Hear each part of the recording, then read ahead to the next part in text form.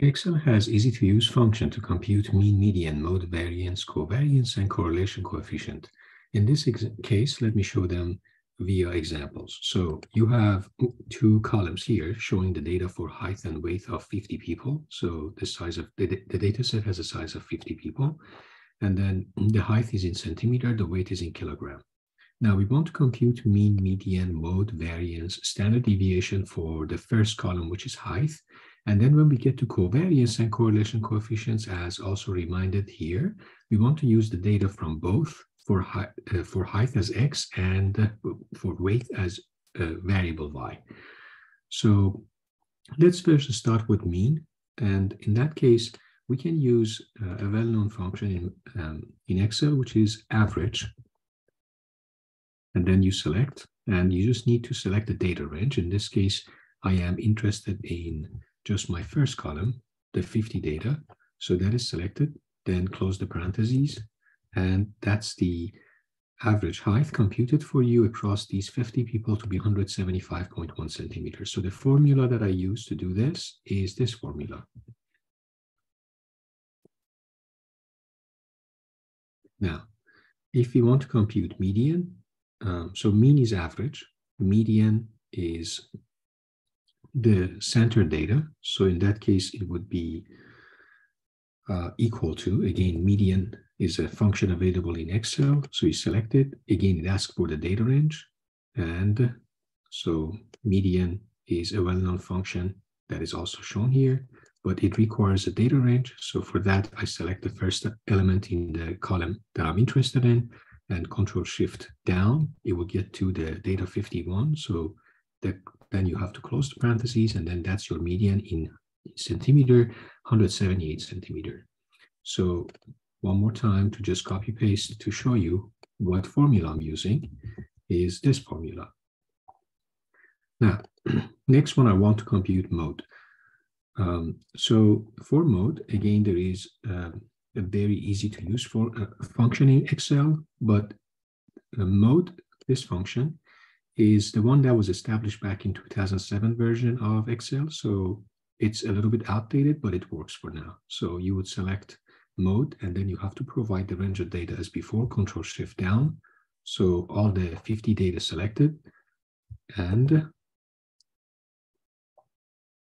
so the help function is showing the mode function. And as is defined, the mode is basically returning you the central tendency or the location of the most frequent data.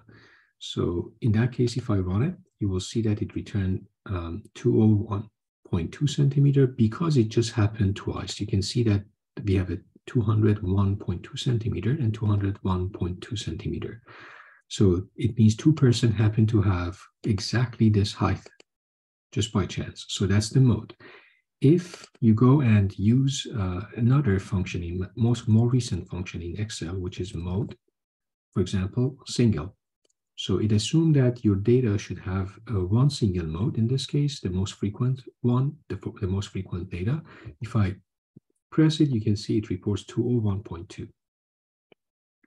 Just bear in mind that if you happen to have not exactly matching data, so no data is repeated, then using MODE.SNGL would report back to you not applicable. So in that case, let me just show you what's going to happen as an example.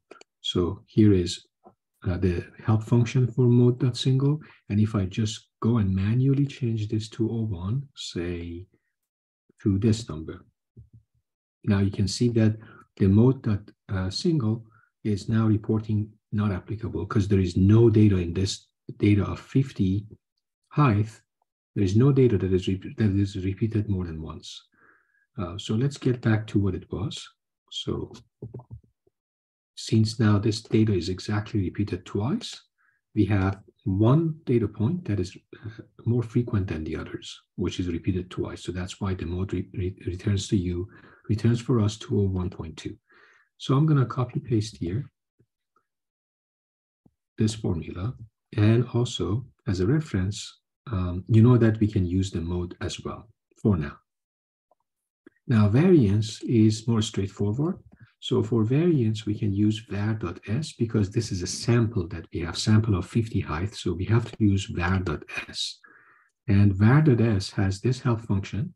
So we need to provide, again, a range of input to it. It means the first element in our column of interest. And I go to the last one and close the parentheses. So it reports a variance for us. Of course, it's not as meaningful as a standard deviation, and a standard deviation is simply either you use STDEV.S, so this function in Excel, or let's use it, and I'm going to show you an easier one now that we already have computed the variance. So standard deviation.S, and then you select the first data, you go to the last value, and you close the parentheses, and it computes 22.2 centimeter as the standard deviation. If I don't use it, if I don't use a standard deviation.S, one thing I can do is just I can compute square root, SQRT, of the variance. By definition, standard deviation is square root of variance. So I'm computing a square root of variance value, and that will give me exactly what you saw here. So if I just format this cell, and then if I say it's a number, and let's keep 2 digits, it will return back exactly, or let's say keep 1 digit, then it would return back exactly what you saw there. There you go. Okay, so just bear in mind, the formula I used for standard deviation, if I'm directly using the formula in Excel, it would be this one. And the formula for variance that is used is this formula. Again, var.s, because we are dealing with a sample. Okay, and the last one, of course, is an alternative way of computing a standard deviation, which, as you saw, is equal to square root of the variance that we computed. Okay, so we are done with 5 important, let's say, statistical parameter or value: mean, median, mode, variance, standard deviation for a given data, which is height in this case. Now let's compute the covariance. Covariance is by default a measure of how two, let's say, how two data would be correlated. And as a reference, and of course, correlation coefficients rho of xy is related to covariance, and the standard deviation sigma. So a symbol for a standard deviation is sigma. Sigma of x means a standard deviation of, say, in this case, the height data. Sigma of y means a standard deviation of the weight data that we haven't computed, but the integrated function in Excel can automatically compute that for you.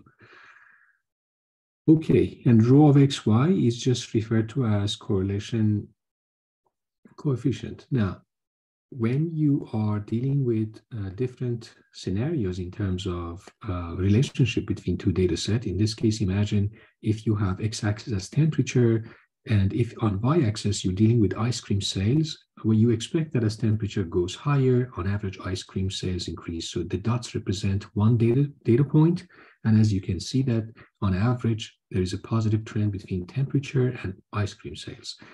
As another example of negative correlation between two data, so you can see that time is spent watching TV versus exam score. So those who are watching TV, those students who are watching TV longer time, on average, they end up with lower exam score. So you can see that there is a negative trend there. This is a negative relationship. And then finally, the relationship between IQ level and coffee consumption. On average, these two are not related to each other, and that's exactly what data illustrate as well. You can see that each data point will be 1%, and you can see that the IQ level over coffee consumption doesn't show really a trend. It's basically just, if you see the trend line is just a straight line. And in this case, the trend line is a negative downward line, so downward slope. And in this case, the trend line is upward slope. So positive slope, negative slope, and zero slope. Positive relation, negative relation, and no relation. So now let's compute the covariance for these two data, whether there is a correlation between height and weight or not. obviously, intuitively, we expect that on average, statistically, when the height of person is increasing, then the weight on average is also increasing statistically. So let's just do one thing. Let's plot these two. So I'm going to go to insert, and then I'm going to use integrated function in chart capability in Excel, which give me the option of having a scatter plot. So you can see that the scatter plot of the weight versus height clearly showing a trend. In this case, of course, height is showing on x-axis and weight is shown on the y-axis. It's not as good as what we want this scatter plot to be, but we can change it. But obviously, you can see that similar to this plot shown, this is obviously showing there is a correlation. So we expect to see a positive correlation and positive covariance computed before even computing it. But let me show you how you can modify this plot so that it looks nicer. If you click on the X label, and if you format axis, it will give you the option of, say, changing the range. So the minimum is 0 to 250. Now I can, to maximum 250, I can change it to, say, 130 to maximum to, let's say, 210. Okay, or 220, if that results in a better view. Okay, and for the y-axis, you can see that I don't need anything below 60. I don't need anything above 120. So what I need to do, I just click on the y-axis and go to formatting. So let's go to format y-axis. I'm going to select y-axis and then format axis, and it provides the same thing. So I'm going to limit the range to, say, 50 to 120 is good enough. Okay, so now we see a better view of our data.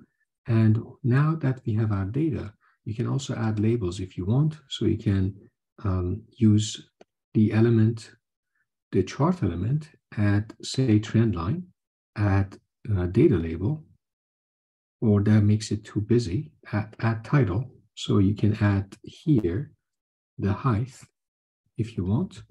So that would be the height, and this would be the weight. Sorry, the other way. So this would be the weight, and this would be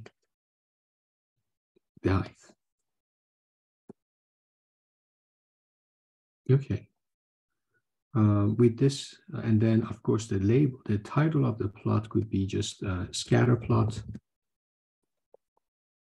That's it, of height, of weight versus height. So it shows a positive trend as expected. The trend line feature that is available in Excel already shows us that there is a positive trend line there. Okay, with that in mind, let's just compute. So to compute covariance, I am going to write it here. So covariance here, I can use, again, covariance function, but covariance.S, because we are dealing with, again, a sample. And you can see that covariance formula. Just, okay, so you can see, obviously the problem is it asks me to provide data. So before moving anything, let me provide the data here. So it requires, say, the array of data. Okay, here. And then we have to close the parentheses. Okay, so let's provide column by column separately. So in this case, I am going to provide this column as my first data, and I am going to provide, so height is my x-axis, and I'm going to provide the next set, which is weight, as my y-axis, my y value, and then click. So it computes the covariance of 259, and of course I can change the, let's keep it as it is.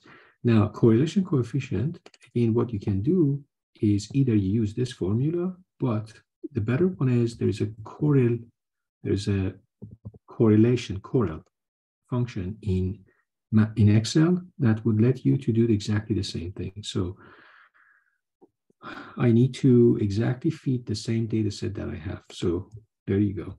This data, comma, and then first click on the first element, Control Shift down key. So the second data, and then close the parentheses.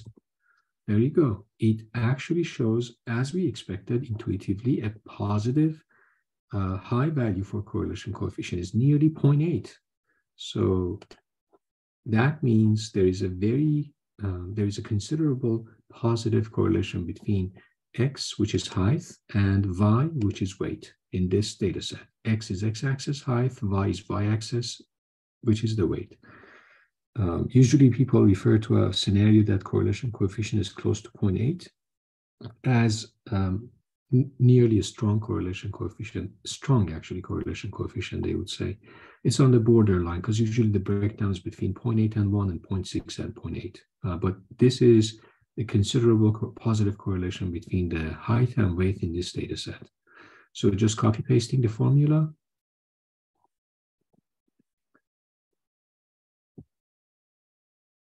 Okay, and the other formula is this one.